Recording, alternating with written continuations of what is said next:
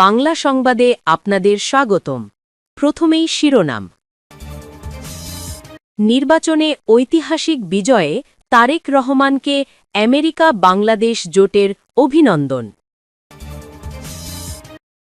স্থানীয় নির্বাচনে এনসিপি জামায়াত আলাদা প্রার্থী দেবে। চট্টগ্রামে বিএনপি থেকে এমপি পদে আলোচনায় যারা। দল আমাকে ঢাকা দক্ষিণ সিটির মেয়র পদপ্রার্থী হতে বলেছে, আসিফ মাহমুদ। নির্বাচনে ঐতিহাসিক বিজয়ে তারেক রহমানকে আমেরিকা বাংলাদেশ জোটের অভিনন্দন। মার্কিন যুক্তরাষ্ট্র ভিত্তিক অলাভজনক সংস্থা America Bangladesh coalition for development ABCD সম্প্রতি বাংলাদেশে অনুষ্ঠিত জাতীয় নির্বাচনে বাংলাদেশের জাতীয়তাবাদী দল বিএনপির নিরঙ্কুশ বিজয় ও প্রধানমন্ত্রী তারেক রহমানের সরকারকে অভিনন্দন জানিয়েছে। সংস্থাটি জানিয়েছে, এই নির্বাচন বাংলাদেশের গণতান্ত্রিক বিকাশের একটি গুরুত্বপূর্ণ সূচনা এবং এটি দেশের জনগণের ইচ্ছাকে প্রতিফলিত করে। তারা নির্বাচকদের সিদ্ধান্তকে সম্মান জানিয়েছে এবং নতুন সরকারের জন্য স্থিতিশীলতা, আইনের শাসন, অর্থনৈতিক সুযোগ এবং শক্তিশালী গণতান্ত্রিক প্রতিষ্ঠানকে গুরুত্বপূর্ণ হিসেবে উল্লেখ করেছে। ABCD এর প্রেসিডেন্ট ডাক্তার নাজরুল ইসলাম এবং নির্বাহী পরিচালক আক্তার হোসেন এক যৌথ বিবৃতিতে বলেছেন, সংস্থা নতুন প্রশাসনের সঙ্গে গঠনমূলক সংলাপ চালিয়ে যেতে আগ্রহী। তারা বিশেষভাবে উল্লেখ করেছেন যে সংস্থা এবং বিশ্বের প্রবাসী বাংলাদেশিরা গণতান্ত্রিক শাসন, অর্থনৈতিক উন্নয়ন, শিক্ষা, অবকাঠামোপূর্ণ জলবায়ু সহনশীলতা এবং মানুষ থেকে মানুষ পর্যন্ত সহযোগিতায় অবদান রাখতে প্রতিশ্রুতিবদ্ধ। সংস্থাটি বাংলাদেশের প্রবাসী ও আন্তর্জাতিক কমিউনিটিকে সক্রিয়ভাবে দেশটির উন্নয়নে অংশগ্রহণ করতে উৎসাহিত করেছে। বিশেষজ্ঞ, বিনিয়োগকারী এবং প্রবাসী বাংলাদেশিরা যেন দেশের উন্নয়নে গুরুত্বপূর্ণ ভূমিকা রাখতে পারে সেই বিষয়ে আশাবাদ ব্যক্ত করেছে। বিবৃতিতে বলা হয়েছে, বাংলাদেশ বর্তমানে অর্থনৈতিক চাপ, দুর্নীতি এবং প্রতিষ্ঠানগত দুর্বলতার মতো চ্যালেঞ্জের মুখোমুখি। এই সমস্যাগুলো সমাধানের জন্য রাজনৈতিক দল, নাগরিক সমাজ এবং আন্তর্জাতিক অংশীদারদের সঙ্গে অন্তর্ভুক্তিমূলক সংলাপ গুরুত্বপূর্ণ। ABCD সরকারকে জুলাই সনদের প্রতিশ্রুতিগুলো যথাযথভাবে বাস্তবায়নের জন্য উৎসাহিত করেছে। এতে জাতীয় আন্দোলনে যারা ত্যাগ স্বীকার করেছেন তাদের সম্মান, ন্যায় বিচার এবং প্রাতিষ্ঠানিক সংস্কার নিশ্চিত করা যায়। সংস্থা আশা প্রকাশ করেছে, নতুন সরকার অন্তর্ভুক্তিমূলক শাসন ও গঠনমূলক সহযোগিতার মাধ্যমে দেশের গণতন্ত্রকে শক্তিশালী করবে। America Bangladesh coalition for development ABCD হল ওয়াশিংটন ডিসি ভিত্তিক একটি অলাভজনক সংস্থা যা নীতি সংলাপ, গবেষণা, সাংস্কৃতিক বিনিময় এবং উন্নয়ন উদ্যোগের মাধ্যমে মার্কিন বাংলাদেশ সম্পর্ককে শক্তিশালী করতে কাজ করে। স্থানীয় নির্বাচনে এনসিপি জামায়াত আলাদা প্রার্থী দেবে। স্থানীয় পর্যায়ের নির্বাচনে জাতীয় নাগরিক পার্টি এবং জামায়াতে ইসলামী আলাদাভাবে প্রার্থী দেবে বলে জানিয়েছেন জাতীয় নাগরিক পার্টির উত্তরাঞ্চলের মুখ্য সংগঠক সার্জিস আলম। মঙ্গলবার ২৪শে ফেব্রুয়ারি রাতে বাংলা মোটরে দলটির অস্থায়ী কার্যালয়ে এক সংবাদ সম্মেলনে একথা জানান তিনি। যদিও কিছুদিন আগে সমাপ্ত জাতীয় সংসদ নির্বাচনে জোটবদ্ধভাবে প্রার্থী দিয়েছিল জামায়াত ও এনসিপি, যাকে তারা নির্বাচনী জোট বলে বর্ণনা করেছে। সার্জিস আলম বলেন, এখন পর্যন্ত জামায়াত তাদের জায়গা থেকে বলেছে তারা স্থানীয় পর্যায়ে নির্বাচনের প্রস্তুতি এককভাবে নেওয়া শুরু করেছে। আমরা এনসিপিও আমাদের জায়গা থেকে স্থানীয় নির্বাচনের যে প্রস্তুতি, আমরাও এককভাবে সেই প্রস্তুতি শুরু করতে যাচ্ছি। তবে শেষ মুহূর্তে যদি মনে হয় ১১ দলীয় জোট একসাথে স্থানীয় নির্বাচন করতে পারে, তখন সেই সিদ্ধান্ত নেওয়া হবে বলেও উল্লেখ করেন তিনি। সিটি কর্পোরেশন সহ সব স্থানীয় পর্যায়ের নির্বাচনে এনসিপি দলীয় প্রার্থী ঘোষণা করবে বলেও জানান সার্জিস আলম। তিনি বলেন, আগামী কয়েক সপ্তাহের মধ্যেই বাংলাদেশের প্রত্যেকটি উপজেলা, সিটি কর্পোরেশন ও পৌরসভায় আমরা আমাদের প্রাথমিক প্রার্থী ঘোষণা করতে চাই। 12টি সিটি কর্পোরেশন, 455টি উপজেলা এবং 330টি যে পৌরসভা রয়েছে, এনসিপি সেগুলোর দলীয় প্রার্থী ঘোষণা করবে।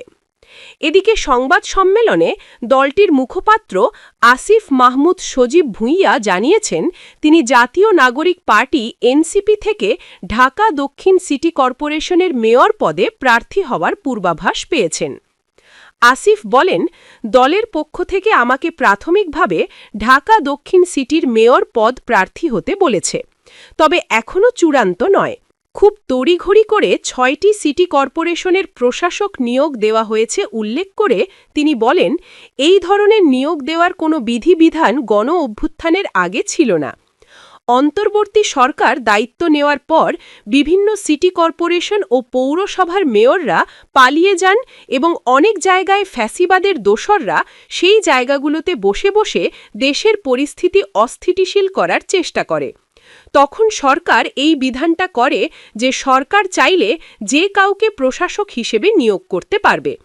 কিন্তু অন্তর্বর্তী সরকার সঙ্গত কারণেই এই আইন থাকা সত্ত্বেও ব্যবহার করেননি। শুধু একটি জায়গায় সেটা ব্যবহৃত হয়েছে। তিনি বলেন, কিন্তু রাজনৈতিক সরকার দায়িত্বে আসার সঙ্গে সঙ্গে যেখানে জনগণের ভোটে নির্বাচিত জনপ্রতিনিধিদের থাকার কথা, সেখানে দলীয়ভাবে বিভিন্ন সময় বঞ্চিত কিংবা নির্বাচনে হেরে যাওয়া প্রার্থীদের প্রাইস পোস্টিং করেছে এবং 6টি সিটি কর্পোরেশনের প্রশাসক হিসেবে নিয়োগ দিয়েছে। দীর্ঘ 1.5 বছরেরও বেশি সময় ধরে স্থানীয় সরকারের প্রতিষ্ঠানগুলো জনপ্রতিনিধি শূন্য উল্লেখ করে আসিফ বলেন, ফলে দেশের জনগণকে নাগরিক সেবার ক্ষেত্রে ভোগান্তির শিকার হতে হয়। সেই বিবেচনায় দ্রুত সময়ের মধ্যে স্থানীয় সরকার নির্বাচন আয়োজন করা প্রয়োজন। কিন্তু এ বিষয়ে সরকারের পক্ষ থেকে কোনো স্পষ্ট বক্তব্য আমরা দুঃখজনকভাবে পাইনি। আশা করি তারা দ্রুত স্থানীয় সরকার নির্বাচনের রূপরেখা জানাবে। সিটি কর্পোরেশনে প্রশাসক নিয়োগের ক্ষেত্রে স্বচ্ছতার অভাব রয়েছে দাবি করে তিনি বলেন, সেখানে নির্দিষ্টভাবে মেয়াদ উল্লেখ নেই। নিয়োগ সংক্রান্ত প্রজ্ঞাপন দেখে মনে হচ্ছে যে আমৃত্যু হয়তো তারা প্রশাসক থাকবেন, এভাবেই সেখানে লেখা রয়েছে। অথচ সরকারি যে কোনো চুক্তিভিত্তিক নিয়োগের ক্ষেত্রে সময়সীমা উল্লেখ গুরুত্বপূর্ণ। 6 মাস, 1 বছর, 2 বছর স্বাভাবিকভাবে আমরা এই প্রক্রিয়াতেই দেখে থাকি সরকারের চুক্তিভিত্তিক নিয়োগগুলো হয়ে থাকে। দুদিন ধরে এক ধরনের ভয়ের রাজত্ব কায়েম করার চেষ্টা হচ্ছে অভিযোগ করে এনসিপির মুখপাত্র বলেন, পুলিশের মাধ্যমে বিভিন্ন জায়গায় অভিযানের নামে সাধারণ জনগণ এবং সাংবাদিকদের ওপর হামলা হয়েছে। এই ঘটনার তীব্র নিন্দা জানাই। আমরা মনে করি সরকার এর মাধ্যমে জনগণকে এক ধরনের ভয়ের মধ্যে রাখতে চাচ্ছে। তিনি বলেন, স্বরাষ্ট্রমন্ত্রী বলেছেন এখন আন্দোলন করা যাবে না, রাস্তা অবরোধ করা যাবে না, কিন্তু অন্তর্বর্তী সরকারের সময় অনেক অযৌক্তিক এবং ছোটখাটো কারণেও রাস্তা অবরোধ হয়েছে। আমরা সেটাকে অবশ্যই সমর্থন করি না। আমরা মনে করি যেহেতু একটি নতুন সরকার গঠিত হয়েছে, তাদের কাজ করার ক্ষেত্রে এতটুকু সহযোগিতা জনগণের পক্ষ থেকে করা উচিত, অকারণে অযৌক্তিকভাবে যাতে কেউ রাস্তা অবরোধ না করে। কিন্তু একই সঙ্গে কারো যৌক্তিক দাবিতে আন্দোলন করার অধিকারকেও আমরা কোনোভাবেই যেন বিঘ্নিত না হয়। সংবাদ সম্মেলনে সংসদ সদস্য ও এনসিপির স্থানীয় সরকার নির্বাচন পরিচালনা কমিটির সদস্য সচিব হান্নান মাসুদ বলেন, বিভিন্ন কারচুপি হওয়ার পরও দলের 6 জন সংসদ সদস্য হয়েছেন। দেশের ইতিহাসের সর্বকনিষ্ঠ সংসদ সদস্য আমি নিজে। ভোটের দিন সকালে ভোট কেন্দ্র পরিদর্শনে যেয়ে আমি নিজে হামলার শিকার হই। আমার স্ত্রীর ওপর হামলা হয়। এখনও হাতিয়ায় মামলা চলমান অবস্থা।